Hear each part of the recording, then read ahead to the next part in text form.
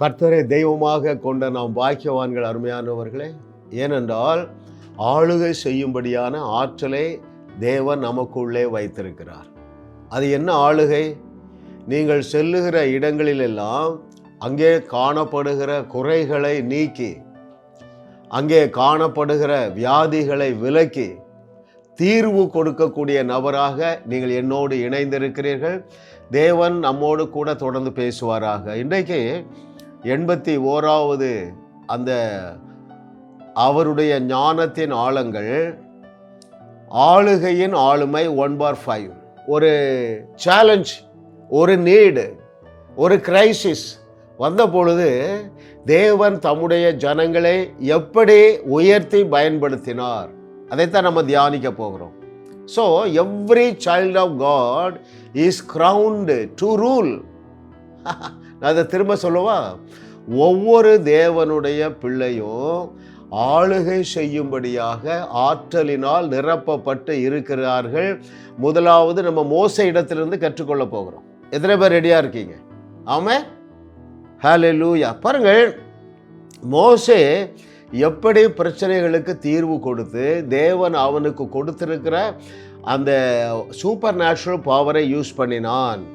அதற்கு முன்பதாக ஒரு வசனத்தை நான் வாசிக்கும்படியாக ஆவியானவர் எனக்கு நினைப்பூட்டுகிறார். அங்கே ரோமர் புஸ்தகம் 5வது அதிகாரம் 17வது வசனம். The book of Romans chapter 5 verse 17 is very important word. அல்லாமலும் ஒருவனுடைய மீறுதலினாலே அந்த ஒருவன் மூலமாய் மரணம் ஆண்டு கொண்டிருக்க கிருபையின் பரிபூர்ணத்தையும் நீதியாகிய ஈவின் பரிபூர்ணத்தையும் பெறுகிறவர்கள் இயேசு கிறிஸ்து என்னும் ஒருவராலே ஜீவனை அடைந்து ஆளுவார்கள் என்பது அதிக நிச்சயமாமே. ஜீவன் என்றால் என்ன?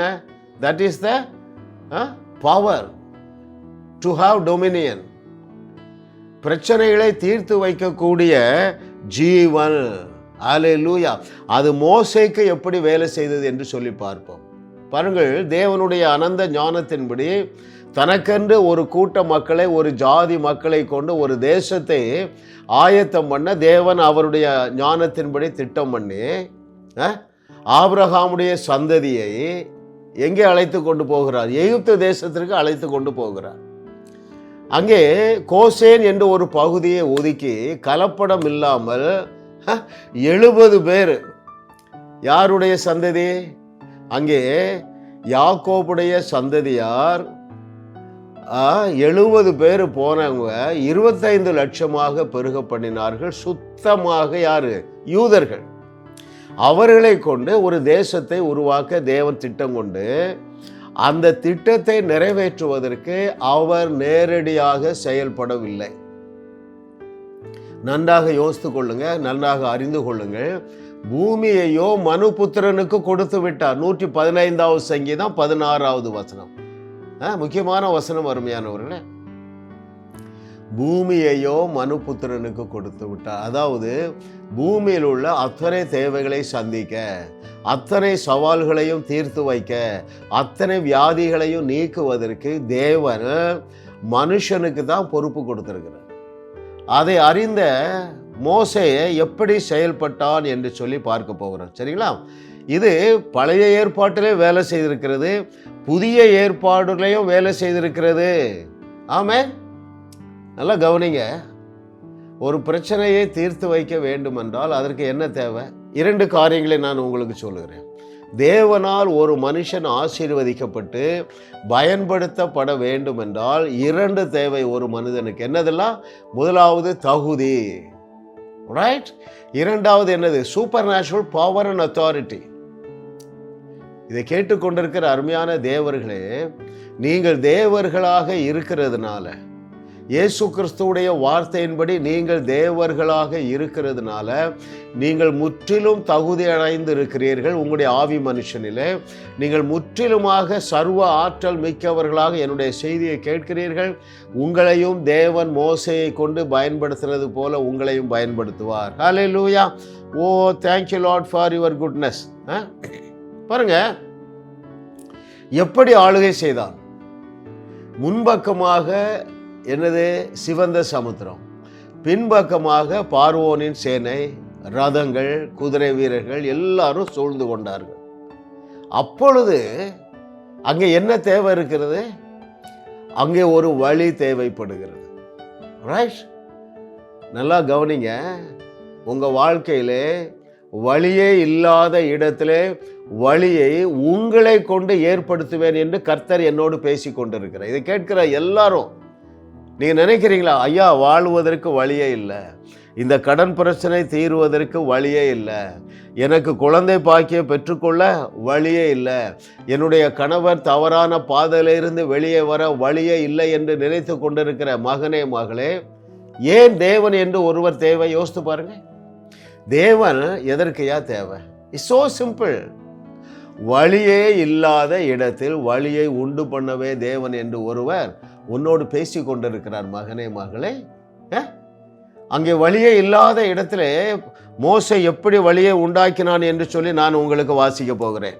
யாத்திராகமம் 14வது அதிகாரம் 21 மற்றும் 22வது வசனங்கள். இவைகள் ஏன் எழுதப்பட்டிருக்கின்றன அருமையானவர்களே? நீங்களும் நானும் பின்பற்றும்படியாக. மோசே தன் கையை சமுத்திரத்தின் மேல் நீட்டினான். அப்பொழுது கர்த்தர் முழுவதும் பலத்த காற்றினால் சமுத்திரம் ஒதுங்கும்படி செய்து அதை வறண்டு போக பண்ணினார். ஜலம் பிளந்து பிரிந்து போயிற்று. இஸ்ரவேல் புத்திரர் சமுத்திரத்தின் நடுவாக வெட்டாந்தரையிலே நடந்து போனார்கள். அவர்கள் வலது புறத்திலும் அவர்கள் இடது புறத்திலும் ஜலம் அவர்களுக்கு மதிலாக நின்றது. எத்தனை பேர் கவனிக்கிறீங்க? அந்த சூழ்நிலையில் மேலே அப்பர் ஹேண்ட் எடுத்து மோசே எப்படி செயல்பட்டான், அதுதான் ஆளுகை. எப்படி தீர்வு கொடுத்தான், அதுதான் ஆளுகை. தன்னுடைய ஜனங்களை எப்படி விடுவித்தான், அதுதான் ஆளுகை. அருமையானவர்களே, hallelujah. Oh thank you Lord for your goodness. அவன் எந்த கஷ்டமும் படலை பாருங்களேன், எந்த கஷ்டமும் படலை. கர்த்தரை தெய்வமாக கொண்ட நீங்கள் பாக்கியவான்கள் அருமையானவர்களே. உங்கள் கையில் இருக்கிற அத்தனையிலையும் சூப்பர் நேச்சுரல் பவர் இருக்கிறது. அதை நீங்கள் அறிந்து கொள்ளுவீர்கள் என்றால் நீங்கள் ஆளுகை செய்வீர்கள். Hallelujah. Oh thank you Lord, what a loving daddy.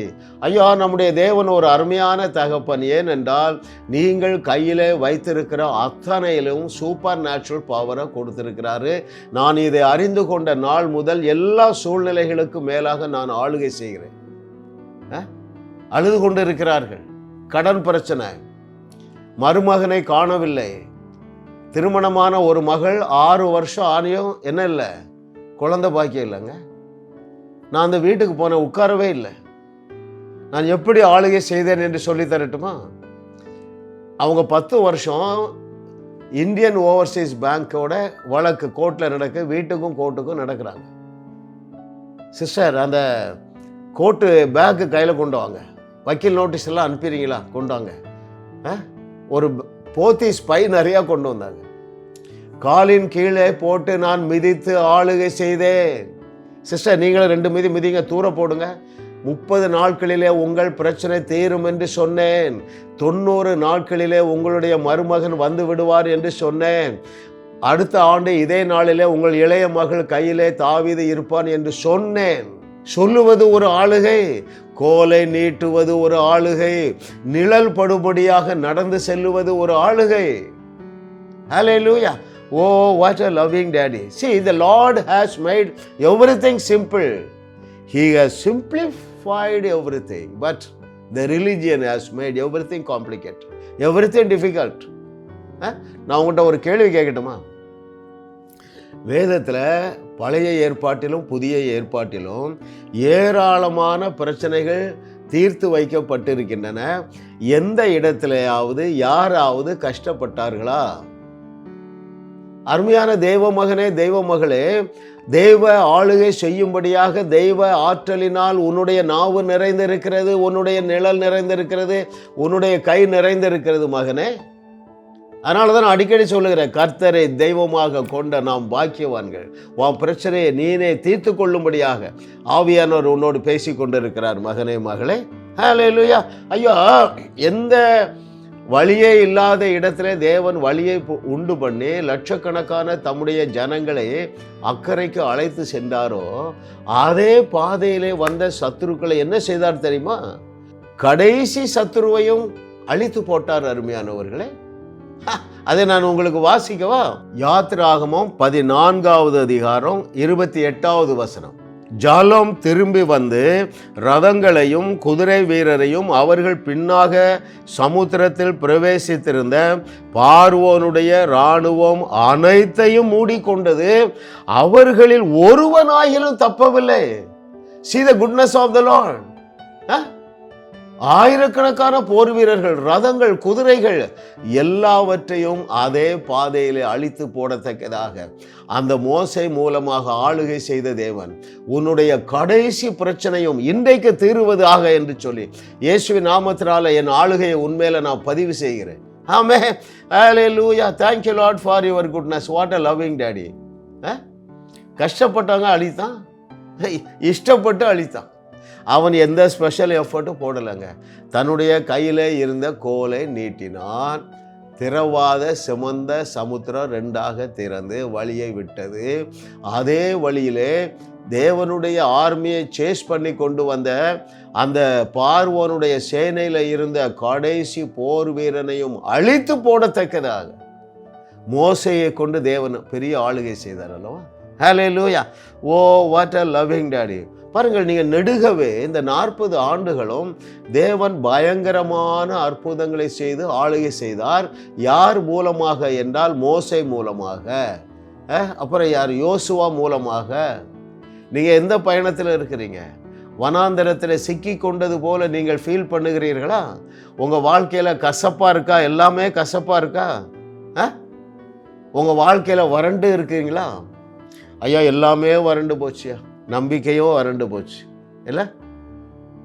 மோசே அப்படிப்பட்ட ஒரு சூழ்நிலையில என்ன செய்து பிரச்சனை தீர்த்து வைத்தான் என்று சொல்லி இன்னொரு ஆளுகையை நாம் பார்க்க போகிறோம். ஒரு சில நிமிடங்களுக்குள்ளாக நான் முடித்து விடுவேன். எண்ணாகமம் 20வது அதிகாரம் 8வது வசனம். ஜனங்கள் குடிப்பதற்கு தண்ணீர் இல்லை, வறட்சி இல்லையா?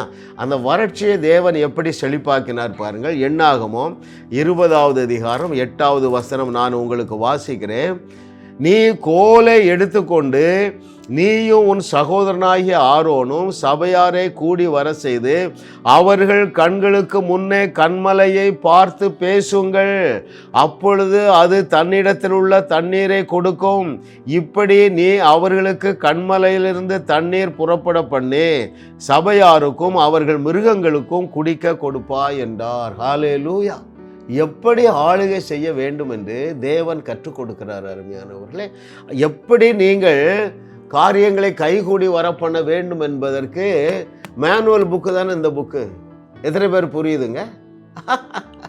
எந்த சூழ்நிலையிலும் நம்ப தகுந்த வேத வார்த்தையை நீங்கள் பயன்படுத்துங்கள், அதற்கு கீழ்ப்படியுங்கள். அப்பொழுது என்ன செய்வீங்க? உங்கள் பிரச்சனைகளை தேடியும் காணாதிருப்பீர்கள். அப்பொழுது என்ன செய்வீர்கள்? உங்களுடைய குடும்பத்தை நீங்கள் ரட்சித்து கொள்ளுவீர்கள். அப்பொழுது நீங்கள் என்ன செய்வீர்கள்? அநேக ஜாதிகளுக்கு கடன் கொடுப்பீர்கள். அப்பொழுது நீங்கள் என்ன செய்வீர்கள்? மலை மேல் இருக்கிற பட்டணமாக ஜொலிப்பீர்கள். அருமையானவர்களே, என்னோடு கூட சேர்ந்து எழும்புங்கள். நாம் யாவரும் சேர்ந்த 21வது நூற்றாண்டை வாழ வைத்து தேவன் நமக்கு தந்திருக்கிற அந்த தேவரக ஆளுகையை பயன்படுத்த வேண்டாமா? ஜாஸ் மினிஸ்ட்ரீஸ் யூடியூப் சேனலில் தொடர்ந்து செய்திகளை கேளுங்கள், சப்ஸ்கிரைப் செய்யுங்கள், வீடியோக்களை லைக் செய்து பலரோடு பகிர்ந்து கொள்ளுங்கள். அவர்களும் ஆசீர்வதிக்கப்படட்டும்.